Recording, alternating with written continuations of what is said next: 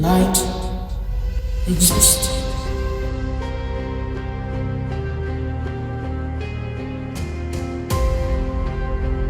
Everyone is praying, but things keep on happening. Nothing is changing. That's because it was written from a time afar. The scriptures, before the scriptures were the scriptures, were the stars, hidden in plain sight, broadcasting the most impactful plan above, without speech, every night, while you are sleeping, and your soul goes out searching the darkness for what you've once lost. All of future's destiny hovers unsuspectingly above the highest cloud's reaches, without exhaust. Suspended, silently, singeing mildly, while meekly throning atop the horizons of our windows.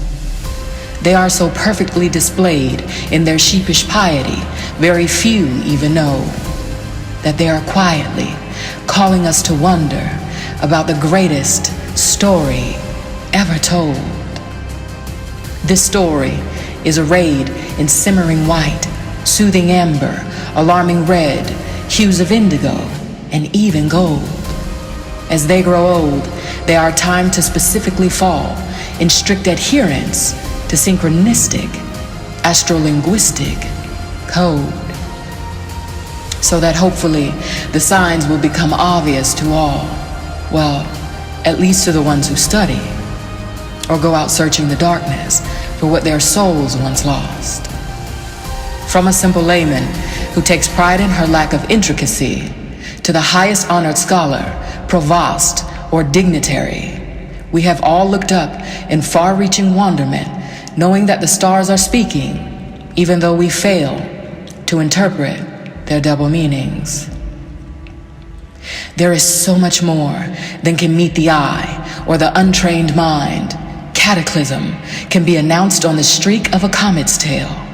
An asteroid trudging through a planetary body's orbit can herald the rise or fall of nations. Events significant with devastation, like genocide, plagues, social upheaval, economic crashes, and even war. All can be examined far before they are appointed to happen. A burgundy overcast veiling the moon can usher in a long-awaited Moed or High Sabbath. All these mysteries can be interpreted if one's inquiries are avid. Constellation sequences and their powers rule virtues and characteristics, making the operations of the great mechanism more simplistic, while also illustrating the divine story with iconology that explains heaven's laborious, earthly anthology. Idols, prose compositions of good and evils, opposing dispositions, have become false transliterations from differing cultures' mythology as a result of dispensation. Idols have become idols, and ways for people to prose compositions to give homage to themselves while judging others for their birth positions. It became a landscape for fallen deities to impersonate the original Trinity, claiming to be what the stars depict. It's sick, but we should all be privy to whom we wrestle with. Do you remember the famous chapel, Michelangelo's Sistine, and many other famous Vatican ceilings in the 15th century depicting the Bible stories? Well, what is in the spiritual is also in the physical, the writings on the fourth wall. Centuries ago, the descendants of the Ashaban, the three Zoroastrian priests, astronomers with the eyes to read, these soft-spoken luminaries in the celestial briny, since birth, we're given the knowledge that the stars were not arbitrary, but living words that breathe light and guidance to a very young and naive realm. They knew it was wisdom and a determined vision that developed this encrypted binary system. Wisdom, operating with the most infinitesimal meticulosity. They knew that the stars were more than just decorations or gassy oddities. They knew that they were placed to issue proclamation and exaltation to to the existence and brilliance of the highest one. They witnessed one night Gasper, Melchior, Balthasar, a star that did confess loudly a secret that others might overlook or reject. They decided that they wouldn't be the ones ultimately accused of occupational neglect. So they investigated this peculiar star, never fathoming that they were being led in their hearts through the dark. The writings on the fourth wall. This star, it's more than just beautiful. It's practically unusual. I think it's indicative of a king.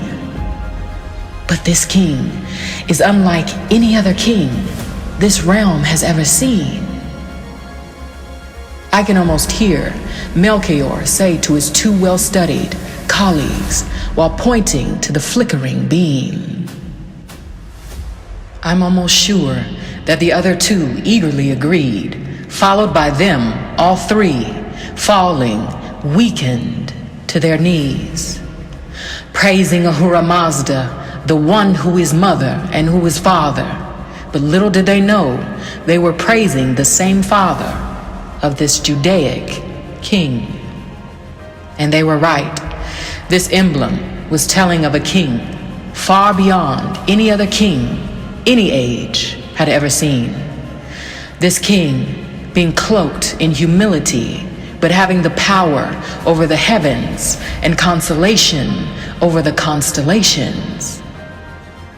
This king, the branch, the Virgin Virgo's offspring, but we know her as Bethula, the one that the scripture speaks of bruising his heel. Look how wounded Capricorn kneels. The writings on the fourth wall.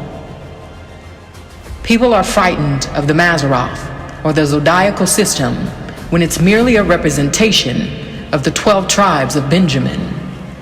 It is meant for us to understand and have pride in the Creator, but we use it to take pride in ourselves, the created.